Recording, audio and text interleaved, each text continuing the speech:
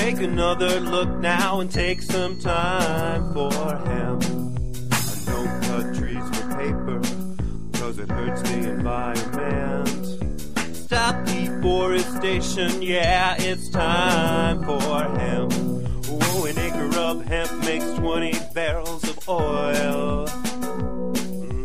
No need for pesticides to poison all our soil. People got no food, they got no clothes, they got no rest. Well, right now it's time for hemp. Thank you for taking Time for Hemp. I'm your host, Casper Leitch. You are listening to the Time for Hemp Broadcasting Network, heard all around the world on Tumblr, SoundCloud, and, iHeartRadio, that little outlet that everybody seems to love and appreciate. Please share us with your friends. It is Friday, and I can certainly tell you it's nice to have a full week's worth of broadcasting under my belt again.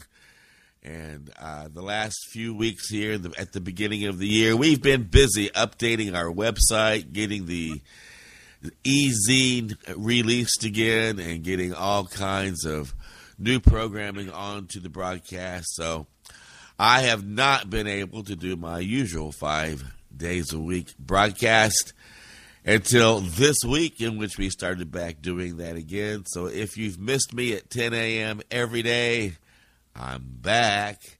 And I'm also back with the joint host on Fridays that we had from last year, Michael Krawitz, and we're doing our Small Town Fridays. And we're rolling into a small town today with a hardworking activist who's made a lot of big changes. And we're going to let Michael and Elvy have that conversation in a joint chat. And don't forget, anytime you hear the word joint on the big broadcast, nearly 2.5 million people pack their bongs, their pipes, their vaporizers, or roll up a joint and take Time for Hemp. Michael and Elvy, I'm going to enjoy my joint to let my joint host and our joint guests have their joint chat here at Time for Hemp. Casper, you sound incredibly wonderful and like you're back on the health track. Thank you. I am getting a lot of rest, and I am getting some stress removed from my life. So I'm glad it shows. Thank you. Good. Wonderful to hear you again. Thank you. And Michael, I pass the Q&A over to you and Elvy. Well, thank you, Casper. It's so great to be here. I do apologize for my absence. We have been incredibly busy, just not even time to breathe or think lately.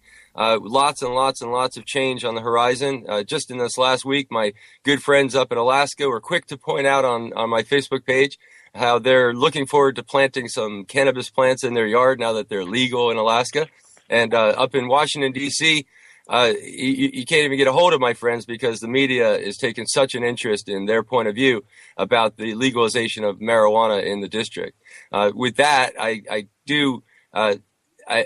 just absolutely thrilled to be able to come back today to an interview with Elvy. Elvy Musikka is one of my personal heroes, and working with Bob Randall, we were just talking about how Bob Randall was kind of a formative person in our medical marijuana movement here in the United States. And, now the medical marijuana movement has gotten so big, and now with the regulated cannabis social access market kind of overlapping that, I think a lot of Bob Randall's work is now, relegated to the history books. But it's living history, isn't it, Elvy? It most certainly is. Somehow, Irving and I have survived the closing of our program, which has supplied us with marijuana for decades, literally.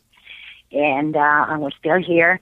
I personally am celebrating my 40th year of using medical marijuana. And I'm so proud to tell you that because, with all the skepticism and all the fear, people aren't always proud to say that. But I have been at rallies where they have asked people to get up and come on stage and show if they have been using marijuana for more than 25 years. And it was always, and this was back in the 90s, and it was always amazing to see what a group of people really showed up. But we are everywhere.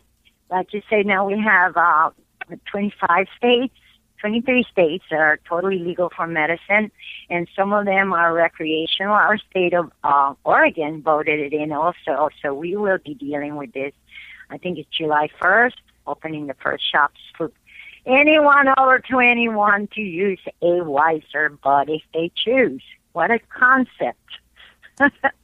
Anyway, my whole feeling this year is one of celebration, of congratulations to all of you, because I personally know what we've all been through. I've been one of you definitely since 1988. That was quite a year. That's the year I went to trial, and that's the year we established a medical defense for the state of Florida, who still didn't vote it in this last fall, but came very close. I mean, 58% is something to be proud of. They got something to work with and take to the legislatures or put it back on the ballot like we had to do in Oregon. We lost that election in 12, but we definitely made up for it in 14.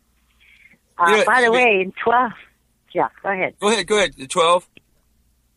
In 12, I was really saddened because I had been taking care of my eyes with glaucoma since 1975. And marijuana had really worked incredibly well for me. I lost my better eye, unfortunately, trying to find a better alternative, a safer answer. There was none. The first 12 years, 14 years of my search was how to go to hell real quick. I see the doctor giving me a recommendation, which was not popular in that day, but he just met me and he said, Elvy, Musikka, if you don't start using marijuana, you are going to go blind. I was a young woman trying to raise 2 children. I just couldn't afford to go blind, and nothing that they had available at that time was working for me, and that search continued for the next 10 years.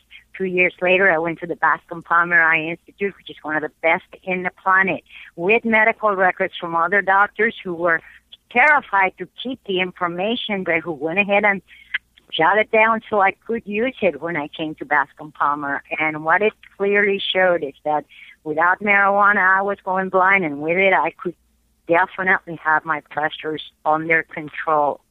By 1987, though, I lost that better eye, but I had been maintaining the sight in the left eye, which had been really messed up by a previous surgery back in 1953 when I first arrived to the United States at the Manhattan Eye and Ear Hospital. Dr. Garner performed a surgery, and I guess we should have found out then that my eyes just don't handle surgeries very well. That was supposed to be a simple surgery. I ended up there for a month and lost that left eye for several decades till I started using marijuana, and then it started coming back. And by the time I lost the right eye, I had enough sight to get by, and it got way better after 88 when I went to trial and became totally free to smoke, not looking over my shoulder to see if a policeman was behind me. What a difference that made. I had experience knowing what it's like to risk your children's custody, the fact that you had a home, all of these things, a job, all these things were threatened by these laws. I had to choose to uphold my right to sight to go ahead and use the marijuana, but it also meant I did not look for work in the 80s at all, and you can imagine what my Social Security check looks like. And we've done this to hundreds of thousands of people. You're paying for it now, and I'm really sorry about that because I'd rather be paying my own way, but that's just not the way it went. But in 88, not only did I win my case, but I got the support from South Florida that was so overwhelming. There was no radio talk show I was not doing it.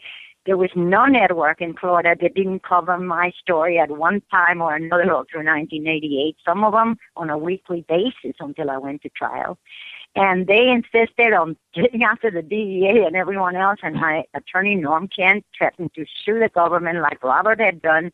And so next thing I know, I became the first woman to enter in 88 on the Compassionate New Drug program that Robert Randall had established back in 76.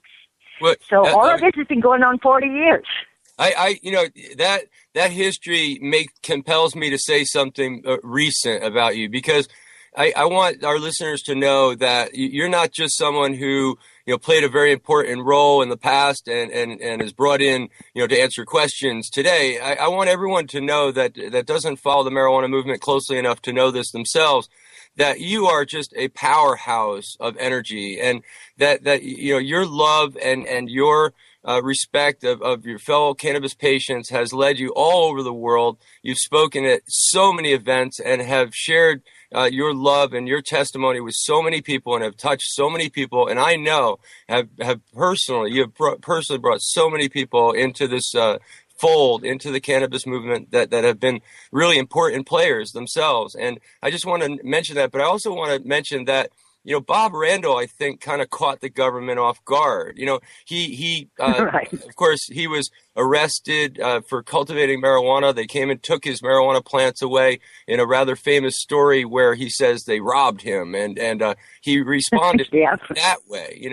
And I think the government, what I'm leading into here, the government with Bob, I think, made a false assumption. That is, if they could push him off to the institutes where they were beginning to do some research, actually, at that time on cannabis and glaucoma, they figured that he would just go away because his claims were unfounded. Cannabis wasn't a medicine, and it would be proven that way. And much to their surprise and dismay, it proved the opposite and established a record for patients like you to use in your own cases all over the country and get into the program. But later, bureaucrats seem to not know that and enter into the fray again and again and again with the same premise that we are all full of it, that cannabis isn't really a medicine, and that will be eventually proven wrong. We've got a stack of evidence that it's hard to step over to get into your office at this point. Well, at 88 was like, to me, it just blows my mind to think that for me, my real life didn't begin till that trial. Till I was arrested, I did not have freedom, because as soon as I got arrested, it turned out that my kids were both in college, thank God, so they couldn't take them away from me. Can you imagine having a serious illness and having to worry about having your custody of your own children in danger all the time, knowing all these things? It's just, nothing exacerbates any illness more than stress. Stress is the biggest killer in the world. So to put patients through the hell we put them through, it's the reason I'm still going, and we'll keep going till we change all the laws. But the reason I'm talking to you today is to thank you. To thank you, because I know that it's all of you who have made this happen. This was not something the government thought of doing for us. It took all of you at every level, people who went ahead and dared to grow plants when they weren't supposed to and share the seeds with others so we still have the strains. People who risked their freedom to get it to other people. People who wrote the letters to their Congress. Every one of you has your shows, your books, and there is such a vast amount of information out there that I used to think my life's theme was ignorance blinds us, and it really was for the first 30 years of this journey on with the glaucoma and the marijuana. But in this millennium, my God, how things have changed. The last 20 years. 20 years ago, we did not have one single state that had a medical law that was valid. I mean, Robert did change many things in many states, but nobody knew about it, not the cops, not the doctors, not the patients, so it was useless, and they all ran out because everybody kept their mouths shut. And that's what's different today. Today, we're all talking about it. We are communicating, and Thomas Jefferson put it best a long time ago, Virginia guy. Enlighten the people generally, and tyranny and oppression of both mind and body will vanish like evil spirits at the dawn of day. Don't forget that, because Elvy, that's what you've done. Not only will I remember that, but I want to compliment you on being one of the only people in the entire movement who I remember quotes from. And I actually remember a quote from you years ago that I've used since then. You cannot legislate survival. And just today, I don't know if you've ever said this before, but what you just said before was classic. And I'll quote you from just a few minutes ago. Before I got arrested, I had no freedom. I mean, that's you got away with words, Elvy. I got to tell you. And I have said it so often on the podium, saying, it's very sad when you have to be arrested to find freedom. But that is my story, and it is truthful. Well, and this, unfortunately, has been the story of 25 million. I can never do a show without making you think about 25 million of your brothers and sisters being arrested over laws that are criminal in and of themselves. To deny a patient the right to fight, to continue the suffering, to not listen to their own administrative law judge. 3 weeks after my trial on September 6th, the administrative law judge for the DEA told his administration he had reviewed over 5,000 years of history regarding cannabis, hemp, marijuana. And he said that he could find no evidence of one single death ever having happened as a result of it. He also said that it was one of the most benign therapeutically active substances known to mankind. He said for a government to come between a patient's suffering and the benefits of they serve was unreasonable, arbitrary, and capricious. This is the DEA's own chief administrative law judge, folks. And he said that they needed to decriminalize it immediately for those reasons. And here we are, 30 years later, and they're still fighting the people who are making sure it does get decriminalized at last, because it should have never been criminalized, you know? So, Yep. but you have now 23 states, like I said, and others who decided that the medical isn't enough. It really isn't. There are times when even I get in trouble. 12. We started talking about 3 years ago. The 37 years I had worked on that eye while I lived in California, 5 of those years, had access to incredibly wonderful marijuana and doctors that were looking after me and not looking down at me for using it. And what happened was that my eyesight improved. When I started using the marijuana, I was at 2400. In other words, almost no sight at all except for light perception and shadows. 33 years later, I was in California. I went to get a placard for cars when people drive me around. I never drove it. But the man told me, he says, well, I got good news for you and bad news. And I said, well, give me the bad news first. He says, well, I can't give you a placard. But that's the good news. You are no longer legally blind in that left eye. You now have vision of 2160. That was, to me, I could not believe that the cannabis had not only stopped the progression of the glaucoma, but that it had actually improved my sight to that degree. Unfortunately, that was the year that my state of Oregon decided to charge astronomical fees for patients to be able to register with their program. And since I already had the government stuff, I just didn't bother, thinking, well, I'll just concentrate that and I'll be fine. Well, no. They were trying to change the mindset of the American people and tell them you don't need THC, which is kind of rather ironic since they had approved Marinol 10, 15 years before that for any doctor to prescribe it, and that's got the one ingredient that will make you high. And yes, Marinol will get you high. I've tried it. I know. So, but anyhow, they gave me, the government sent me that 2% stuff, and I didn't realize that's what I was doing.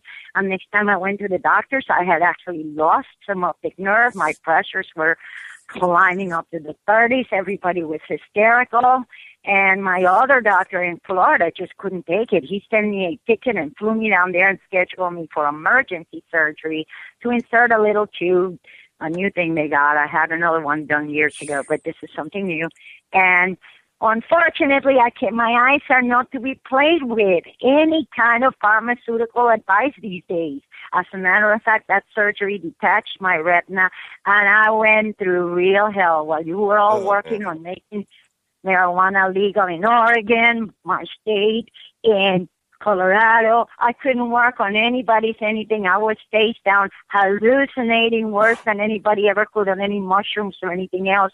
And It was sheer hell for at least 2 months. And it's taken all of this time for me to get over some of the devastating side effects that brought, having to deal with almost being totally blind again and playing Russian roulette with the traffic, and I can't even begin to describe the crap I've been through, and all because they're trying to push their no THC marijuana, and they pushed it on the wrong person. But now it's on record. It's kind of mind-bending. Now it's on record. It does not help people with glaucoma. It's on record. I really appreciate that. I really do, because we just passed a CBD and THCA and very, very low THC marijuana bill for epilepsy here in Virginia. It was a steamroller, and that's a good thing. Yes, they should have it. Yes. But the thing is that it's just such a surreal place. This cannabis is more dangerous because it's got more THC, but yet 100% pure THC is okay because that's an FDA-approved drug. I mean, it makes me want to watch. Because the pharmaceuticals can get rich with it. Because the pharmaceuticals can make money. That's the only reason it's legal. But I advise anyone that has to use marijuana for any reason whatsoever to get their doctor. Find a doctor to prescribe you the Marinol. Try it. What the hell have you got to lose? But have that bottle there, full or empty. When they come for you, and they will, 800,000 people a year, sooner or later they get to you. I'm sorry. That's just, until you change it, that's the risk you're taking. So make sure you have a bottle, an empty or full bottle of Marinol, and say, my THC is prescribed by my doctor, and I do better with the weed than I do with this strictly THC. And that's it. And that's your argument in court. It even was for me, and it wasn't even approved then. Well, one thing that is approved now is paying my bills. We can't do that unless we take a commercial break. And then we're going to listen to a song about how wonderful marijuana is. And then when we get done with that, we're going to come back and take a whole lot more time for hemp.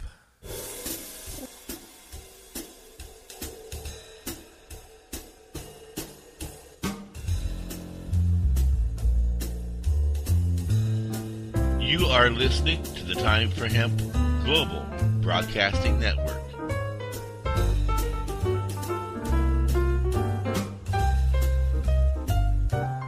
Please share us with your friends.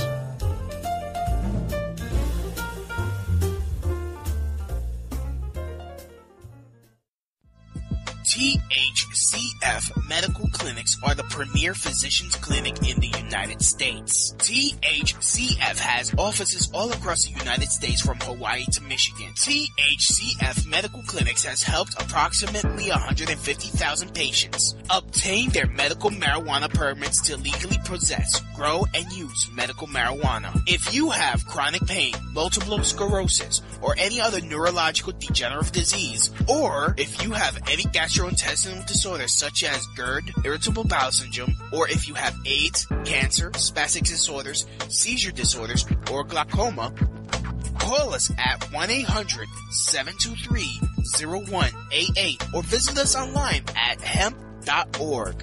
Again, the number is 1-800-723-0188 and the site is hemp.org. Oh.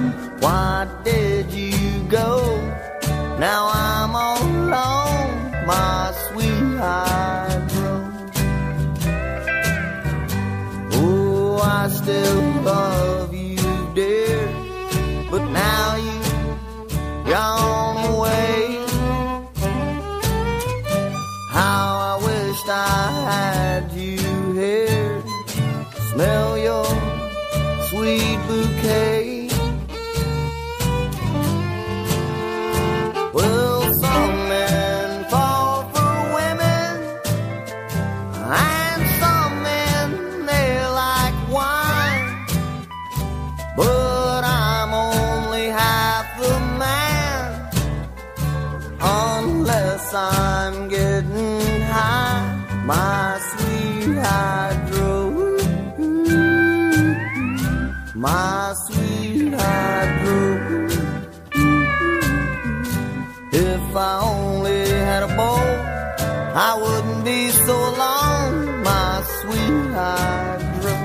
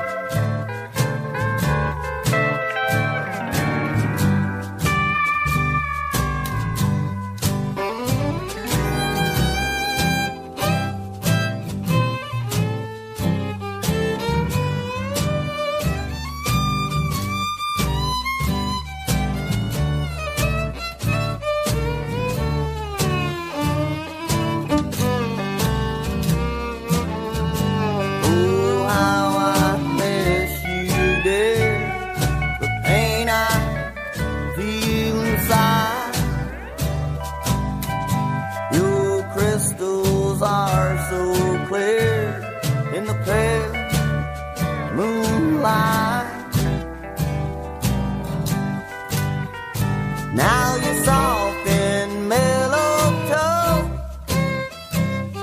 the scent is so divine, and I just want you to know that I'd smoke you all the time, my sweetheart rose,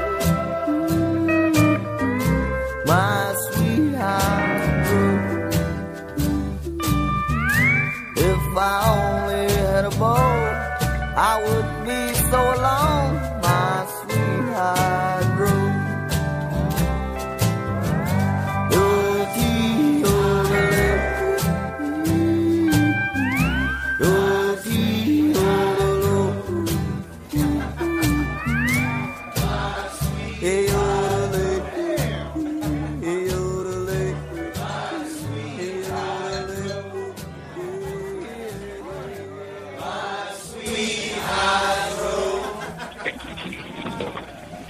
My sweet hydro, ho, baby. Every time I hear that, I just want to move down south and find myself a honky-tonk so I can have me a place to sit and cry. Oh, my God. But I love that song. That was Johnny Reefer and the Reefer Seeds. Or I have to look it up. I'm kind of buzzed now that I've sat and listened to that. But that's my sweet hydro. Anyway, we are having a great joint conversation with my joint friends here. So I'm going to hush my little mouth and let my joint colleagues get back to their joint chat here at Time for Hemp. Yeah, I think singing is maybe not your day job there, Casper. But I want to take a moment. We were just talking about Dr. Levesque, Dr. Philip Levesque, the pot doc, as he's known in Oregon. I guess at one time he was nicknamed the most dangerous man in Oregon because he was writing recommendations to allow people to have access to medical marijuana in the state of Oregon. And Dr. Levesque is our personal hero. He's an advisor to Veterans for Medical Cannabis Access. And he was in the papers this week, entering into hospice. I called up Paul Stanford, our good friend, and kind of got an update. And he said he was dancing, before he went into the hospital. So he's very, very good spirits, and he's such a lovely person and such a hero to the medical marijuana movement in the United States. So I just want to send our love in regards to out to him. Yes, definitely. And I know Dr. Levesque, I've seen him working around a lot of young people. And that brings something to mind that I think is really important on this show and any other show that's happening. And that's to recognize the incredible work that's being done by our youth today. First, we had the 5 generations where we all lived in that world where ignorance is blinding all of us, big U.S. on that. But this is like the age of communication. Your internet is here. You're all the 5th generation of this prohibition really caught on to that, and now the 6th generation is just starting out because this prohibition has been going on for 102 years now. Don't ever forget that. you know. And so the thing is that now you have the Students for Sensible Drug Policy, you have other young groups. These are very dedicated young people who will make the difference. And it is so important that as we move through, we pass on whatever knowledge we have onto them and give them whatever inspiration we find in ourselves. Pass it right to them, because the future is theirs and it belongs to them, and they will be the ones to change it for all of us. So Wow. I'm very excited. I'm very thankful to them as well. Elvy, you gave me a perfect segue to give everybody kind of an update. I've been working with Students for Sensible Drug Policy nationally on helping them interact with the United Nations. And Students for Sensible Drug Policy, I think first should be noted that I think if my perception is that the organization essentially grew out of the hypocrisy of the marijuana movement, the hypocrisy of supporting, you know, the legalization of your drug while keeping other people's drugs illegal. You know, I accept That's exactly right. Yep, and I think that SSDP is doing a great job. They're having a side panel presentation inside the United Nations over in Vienna, Austria, in a couple of weeks. I'm heading over there next week, and they're going to be presenting information. Get this title: How to Protect Young People from the International Drug Control Treaties. Okay. Yeah, they're still selling that piece of garbage, huh? Well, you know, we've all signed in. Every nation, like 185 countries, signed into this gentleman's agreement that we would all maintain prohibition to protect the health and welfare of mankind. I think right now what's on the chopping block is that notion. Is it going to be tested, or will what's happening in the United States and Uruguay and elsewhere be considered just experimentation on the margins of the treaty, or will the treaty's premise be challenged? Is really an open question, I think, from now coming into our big drug summit in 2016. Okay. But first of all, what I found in my international travels, and I meant, you know, Finland, Norway, Switzerland, of course, the Netherlands, Canada. But what I found is that in some of the European countries, hemp was never stopped, regardless of your treaties or your lack thereof, because they knew that wasn't what that was. Never. I was so shocked the first two countries I visited where they did not adhere to it. They did as far as following with having laws against using marijuana, but no one was going there to jail for 25 years or anything like that. They caught one guy with bringing in a ton of hashish, and he was supposed to do 7 years, okay? He took off for the Netherlands and just left home, period. He didn't do no time, but he lost his family and started a new one somewhere else. Oh, well. You talk about the destruction of the family. Ha, ha, ha. You don't arrest 25 million people or not expect to take responsibilities and karmic responsibilities for the mess you're creating either. Yeah, they seem to always blame the drugs.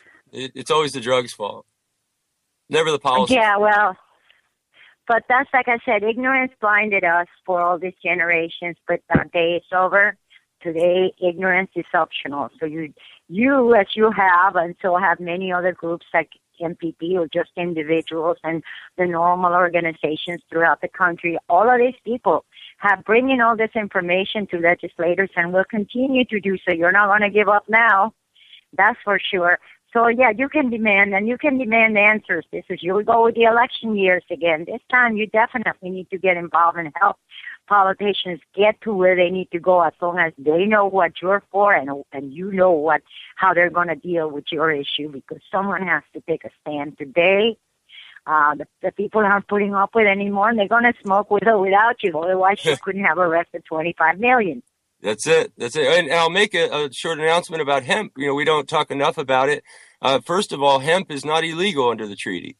Hemp is exempted. Right. Hemp is exempted just like it's exempted under federal law. The thing is, under federal law, they've United States, they just refused to give you a permit. And that's how they've quasi-prohibited it. So we now have a bill that just passed Virginia, and we have cultivation in Kentucky already undertaken that's legal. So we'll see where hemp's going. It's really interesting. Oh, it's legal in Oregon, and we're trying to work out, see where it should be grown and all that, because we definitely need to improve the paper mill situation. I mean, people do need their jobs, but they could harvest once a year. These plants grow from 10 to 25 feet tall within one season. This is a terrific plant. And you'll stop the ozone destruction that comes with the ligament of trees breakdown, which takes not peroxide, that's what plants take. That's a little easier to deal with. But the acid and chlorine that it takes to break down the ligament of those trees is part of the reason why you can't go out without being covered from head to toes and not expect melanoma. You've got to understand, when every one of us has a chance to get sick from lack of this plant, and yes, the fact that you're not infusing your endocannabinoid system and staying healthy because of your immune system protection that plant can give you. The hemp seed oil is the most valuable food on the planet. Maybe that's why it's mentioned in the Bible in the early chapters. Check this out, Elvy. Yeah. Previously, a part of the cannabis plant, the hemp plant, that was considered just kind of a lesser value byproduct to the fibers and the seeds, the pulpy kind of fluffy part of the plant. They've found that they can make pulpy, fluffy kind of concrete out of it, and it's incredibly thermal resistant, kind of insulating material, and it's really strong. And all of a sudden, this stuff is in incredible demand. So it's really funny how every part of cannabis plant seems to be just of so much value to us as a humanity. Yes, there is not one single part that is, even the roots as they're growing, they grow 15 to, again, like really long in a short span of time. So for soil conservation, there's nothing better than growing those hemp plants or marijuana plants, either one. Pull them out. You're stirring the soil right in and there, because they're that deep, and you can rotate, and it can be a wonderful, wonderful, wonderful way to go back. We've got to go back to the green world. We can't go around in a system where every one of us, if we don't take care of our immune system, is expected to have some form of cancer. It was scary enough to say 1 in every 3 of us for the last 20 years, but now it's known. It's all of us. If you don't maintain your immune system up, you are going to end up with some kind of cancer, period. And there is no better way to take care of your immune system than to use that hemp seed oil every night. Keeps you regular, keeps you clean, does not get you high. I like the high, but I also like being healthy, so I don't have to get high out of whatever I take that I'm going to enjoy all of the other benefits from. So it's all wonderful. It's all there. I something you just said a minute ago is still ringing in my brain. You said the 10-foot, 15-foot roots, just ripping those up out of the ground automatically turns over the soil. That's pretty dramatic. 10-foot roots, getting those up out of the ground would mean you were literally turning over 10 foot of topsoil. That's pretty dramatic. Yeah. That is very dramatic. And I saw it happen when I was traveling the country. I remember seeing the DEA signs. You think this year was dry, wait till next, back in 1991. And then they were bragging that they pulled 3 million marijuana plants out of the ground in the Northwest. They didn't pull no marijuana. All they had was that hemp that keeps growing that the government planted back during the war effort. And so it keeps reseeding itself, and it grows. And I remember looking at that, and they're bragging, and I said, they take no marijuana. You watch when the rains come what's going to happen here. And gee whiz, surprise, surprise, the next year they had the worst flooding that they had up to that point. And they were trying to blame it on some guy on the levee time. It's everything else, but not the real reason. Reason. They pulled all those plants, so of course there was nothing there. I have trouble feeling bad about that, Elvy. Think about that as a jobs program, okay? They planted that hemp back in the World War II to save the world. Right. And what was left over has given the police something to brag about ripping up out of the ground every year ever since. And then check this out. On top of that, them ripping up those hemp plants makes it safer to grow high quality bud without the cross pollination. That's true too. No, we're dealing with that now. We got hemp and medical and marijuana, period. And medical and recreational. Yeah. I want to make a comment. Where do we grow what? I really appreciate a similarity, and I just want to point it out, that you and the other patients that receive these tins of medical marijuana from the federal government, somewhat of a complete contradiction to the the statements of the federal government and the point of view of the federal government vocally all over the world and around the United States. But even more than that, I think they assumed when they sent you these tins of marijuana, you just go off somewhere, smoke pot, and be quiet about it. And I think when they sent me home, and I think when they sent me home as a veteran, they thought the same thing. They give me some compensation, I would just go home and be quiet. And we each have something to lose by getting out there and being vocal. And I think that that in itself is somewhat of a statement. The minute we step up to the microphone, besides the fact that hey, you're you're someone who really knows the inside of this thing. Oh, yeah, definitely. There's no escaping the being classified as a pothead. I even had a worse example. I actually had a crazy old woman. I won't even say who she was. She's not here anymore, thank heaven. I'm sorry to put it that way, but some people, I don't know, maybe they're better off going where they got to go sooner or later. But this person really humiliated and embarrassed anyone that had to use the plant. They were fine as long as they were quiet, but once people started talking about it, we became like pariahs. We were not deserving of families. We were not. And here is what everyone's given up with this prohibition, and they don't understand. You are giving up your constitutional rights. You're smashing your constitution the minute you allow anyone to come crashing through your front door with a gun and terror.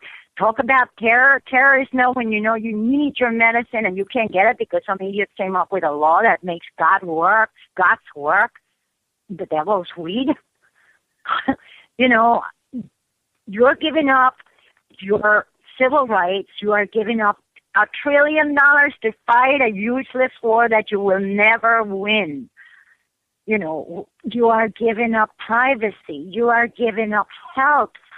You are giving up the right to the pursuit of happiness. As I said in so many interviews when I first got arrested, I said I had those big glasses, and which I don't wear anymore, which, by the way, they were saying, you have to stop this. No, I don't have to go blind. God gave me a choice, gave me a brain to figure out what was right for me, gave me the medicine, and I cannot ignore it. And I hope and I know no one else that needs to is ignoring it anymore. Ignorance is over. Ignorance is a choice today. So we are going to the South now. I am working. I'll be in North Carolina on the 19th in Raleigh, doing a big old rally there. And I just came back from Georgia. I also did. It was so funny. It was like stepping back 20 years doing the things we did before 215 in California, trying to get the support from the people, try to get them motivated to go on. They are motivated. So you'll be seeing a lot more this year.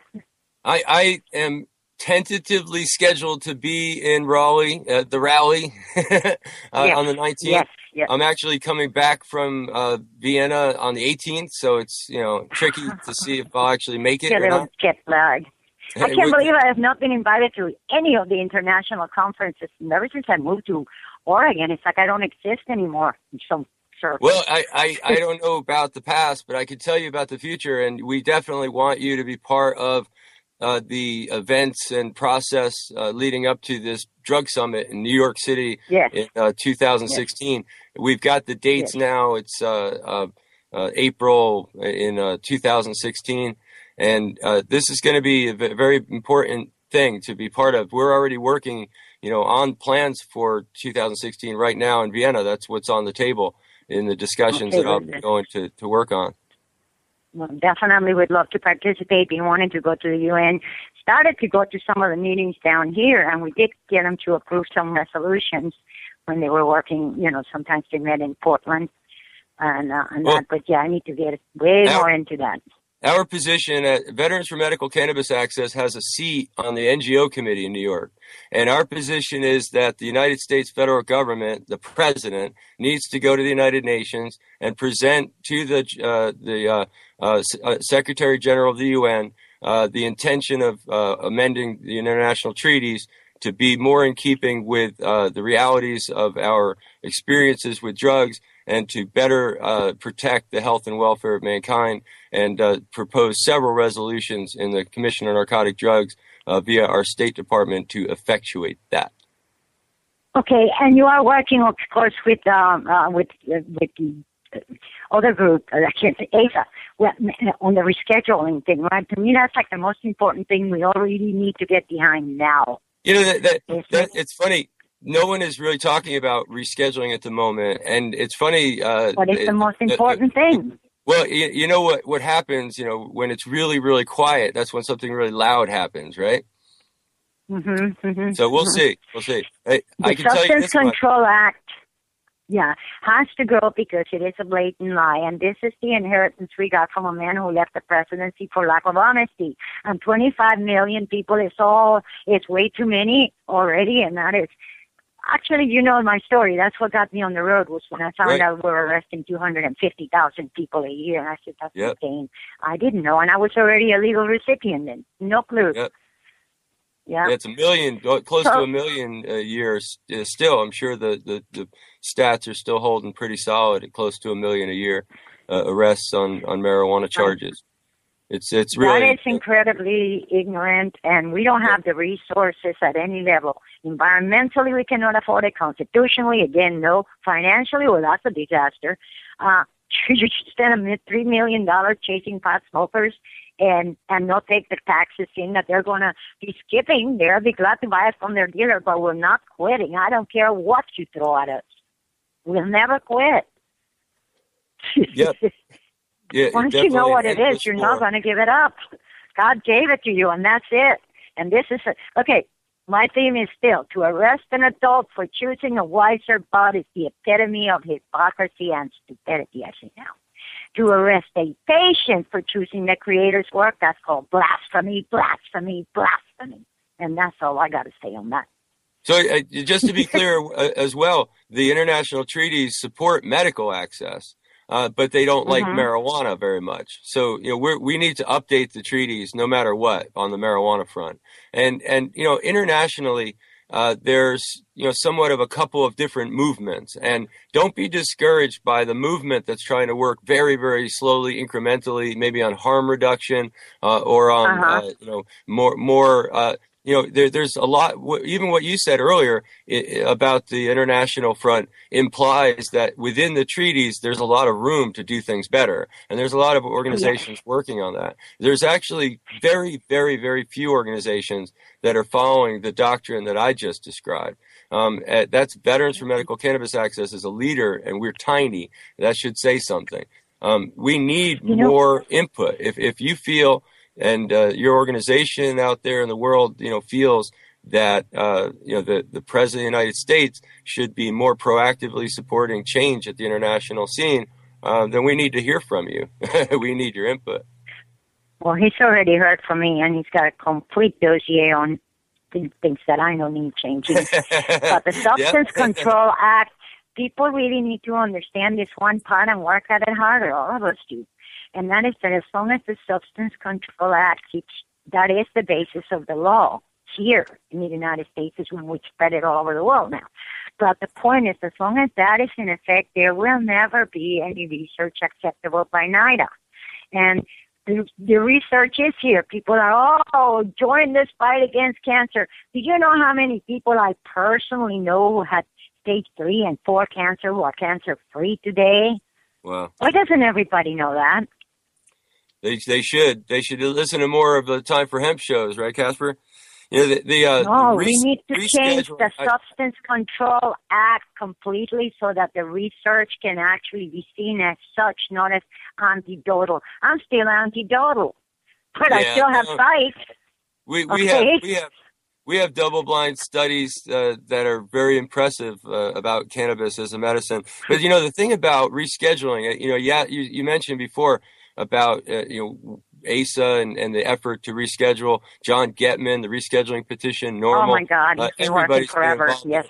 But you know, the thing is this: I don't know when the government will reschedule. But I can tell you this, if the government doesn't reschedule, then what we're doing is weakening the Controlled Substances Act, because your whole argument against the Controlled Substances Act is hinged on the schedule number being so completely hypocritical and incorrect and illogical and wrong on cannabis. And if they correct those incorrect schedule numbers, the CSA actually probably will be able to stand. But if they don't, they're weakening and they're threatening the stability of the entire federal drug laws.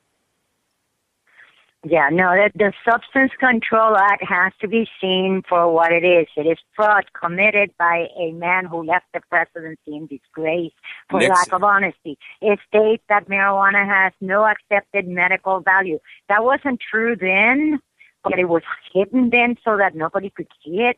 But it certainly cannot be said today when you have 23 states who have totally approved medical. And the other thing to remember is that as long as that is in effect, all the research is negated, no matter what evidence we are really looking at. I mean, you're talking about an overdose death drop of over 26%. You're talking about seniors like me who do not have one pharmaceutical in her medical cabinet. Do you understand what kind of money I'm saving you as my health care givers? Really? You know? So, yes, no, that's it. That's it. The whole, everything is owned by the health industry today. There's no sense in saving all kinds of money for when you get old, because all you need is one bad attack of something they can't combat, and it's all gone. And if not, it doesn't matter. You, the taxpayer, will be paying for decades for whatever else. You pay for all of it. Yeah. I think it's important to note, though, that in all this government stuff that's happened since, Anslinger in the 1930s, none of it has actually proven cannabis harmful. There's an assumption, I think, that the federal law is in place in part because of some truth about marijuana. But in reality, thanks in great part to Dr. Sunil Agrawal. Dr. Agrawal's work. Yeah, he gave us an insight into these meetings. They actually told people at the time when they created the Controlled Substances Act that they were placing marijuana in Schedule 1 because of marijuana being prohibited under the Marijuana Tax Act, and that they would hold hearings. They held the hearings, and they told everyone they would go ahead and assess this, and they made recommendations. The recommendations were to pull it out of Schedule 1, and Nixon didn't follow the recommendations. Yeah, that was his own board that he chose, the Schaefer Commission. That's correct. We fought it, and we won in court, and we got judges to rule in our favor in the federal court again and again. And still, DEA, and then the DEA spent the next few years debating whether they had to listen to their own judge, and concluded that they did not. So why are we squandering money on a judge for them that they've already decided they don't need to listen to him? I got to debate George Bonner on that issue on President's Day 1994 when the ruling came out. And I made him look so bad, I won the debate by 90-10, all right? I didn't make him look bad. He looked bad. He made me look good is what it was, because this gets spouting the same stupidity that nobody believes anymore. So they must not look at their predecessors' files. They must not. Well, one thing I do believe is it is the end of the hour. I can't believe how quickly it has flown by. Elvy, we've waited too long to have you back on the show. Just know that we've been very busy, as you can tell. Keep checking the website for all of our updates. This is your chance now to give a shout out to your favorite URLs. I'll hush and let you do that. We'll start with Elvy. Well, good night. Good night. I don't even know if this is going to be airing in the daytime or at night, but wherever you are, I hope you're having a nice day or a nice evening, and that you are still working on making the changes that are going to make this planet the place you really want to live in, with love and compassion, guiding the way. We have no choice. And may our recreational people discover that they really have an into healthier life now, that they're using the cannabis instead of the prescribed or pushed on drugs that we get to choose. Yep, and those who want to follow what we're doing with Veterans for Medical Cannabis Access, check us out on Facebook. Is probably the best place to find us. Of course, you can find us veteransformedicalcannabis.org. but Facebook.com/USA.VMCA, Veterans for Medical Cannabis Access, and I'll let you know how it's going. I'm going to try to do a couple of remotes from Vienna and maybe even from Prague if I can get it done. So we'll see. I know my friends from Prague are very upset because they felt that they really had freedom before we fought so they could have democracy, and now they can't have hemp. They are not happy. Nope, not at all. And I do want to remind people that we are a team of activists, a growing group of people who are dedicated to ending prohibition. We will be having new programming as the year goes by, new hosts coming on board to join us to let the world know that prohibition is a bad thing. We are doing 24 hours a day, 7 days a week. We've got a Google Android app you can download into your smartphones. You can find us on Tumblr and SoundCloud and YouTube and, of course, iHeartRadio. If you go to timeforhemp.com, you can find all of the back programs from all of our hosts. So there's a lot to enjoy, a lot to download. All MP3s are free. We're also broadcasting on Friday nights with Paul Stanford. I am the joint host on Cannabis Common Sense, and it is found on Ustream. So I stay busy, even in my spare time, having fun times with my hemp family. And with that said, do share us. Yeah, I try to. And share us with your friends. That's how we are found. We are 24 hours a day, 7 days a week, letting the whole world know how important it is to really let your hair down and take time for hemp. Look at all that money, yeah, the money that they spent. Take another look and spend some time for hemp. Don't cut trees for paper, 'cause it hurts the environment. Stop deforestation, yes, it's time for hemp. Whoa, an acre of hemp makes 12